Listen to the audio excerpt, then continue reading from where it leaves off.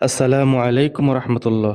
সুপ্রিয় শিক্ষার্থীবৃন্দ, তোমাদের সবাইকে ভিন্ন রকম পাঠশালায় স্বাগতম। আজকে আমরা নবম দশম শ্রেণীর ইংরেজি বইয়ের ইউনিট 1 লেসন 2 এর বি নম্বরে যে প্রশ্নটি রয়েছে এটার উত্তর আমরা জানব।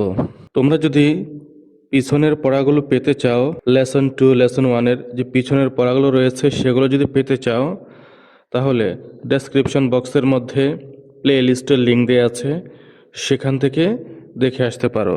এবং লেসন 2 এর পিডিএফ যদি ডাউনলোড করতে চাও তাহলে সেটাও ডেসক্রিপশন বক্স থেকে ডাউনলোড করে নিতে পারবে। বি নম্বরে বলা আছে গ্রুপ ওয়ার্ক মানে দলীয় কাজ। Make a list of foreign or unfamiliar objects mentioned in the story and make short notes on them in small groups.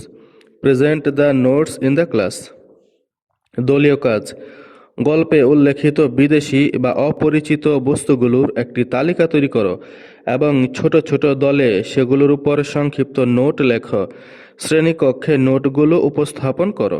অর্থাৎ এই গল্পের মধ্যে যে বিদেশি শব্দ রয়েছে এবং অপরিচিত শব্দ, যেহেতু আমরা বাংলাদেশের মানুষ, এখানে এই গল্পের মধ্যে অনেক শব্দ রয়েছে যেগুলো আমরা বাংলাদেশের মানুষরা ব্যবহার করি না বা পরিচিত নয়।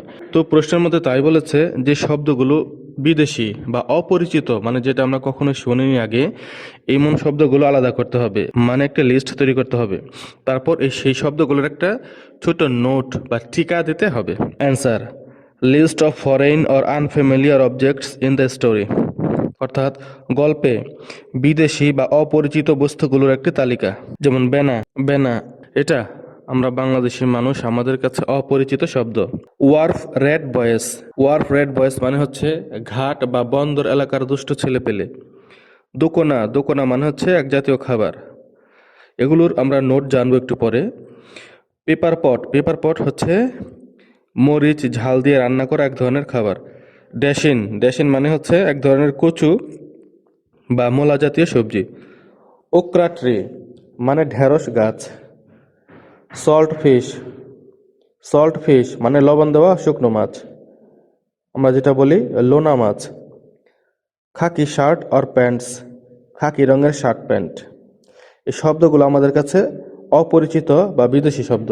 এখন এই শব্দগুলোর আমরা বিস্তারিত জানব। বেনা, বেনা এটাতে কি বোঝায় সেটা আমরা দেখি।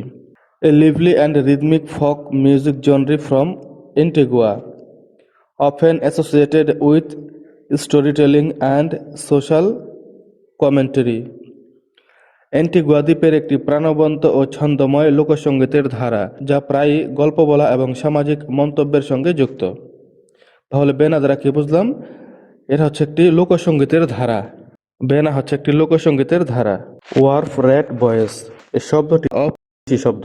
এটার দ্বারা কি বোঝায়? Refers to boys who hang around the wharf, a dock area, often seen as a rough or bad. এমন ছেলেদের বোঝায় যারা ঘাট বা বন্দরের আশপাশে ঘোরাফেরা করে এবং প্রায়ই রুক্ষ বা খারাপ হিসেবে বিবেচিত হয়। তাহলে ওয়ার্ফ রেড বয়েস দ্বারা কি বুঝলাম?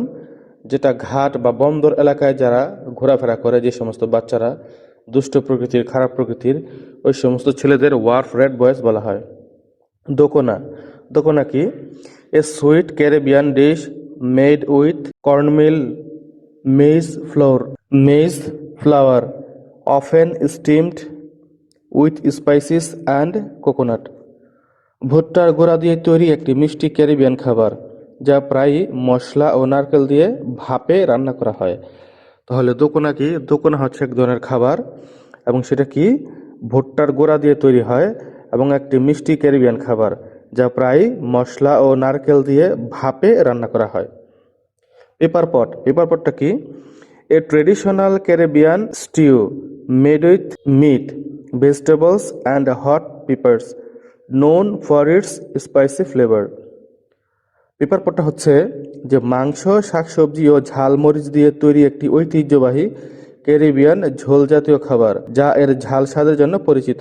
দাশিন, a root vegetable similar to taro, commonly used in Caribbean cuisine.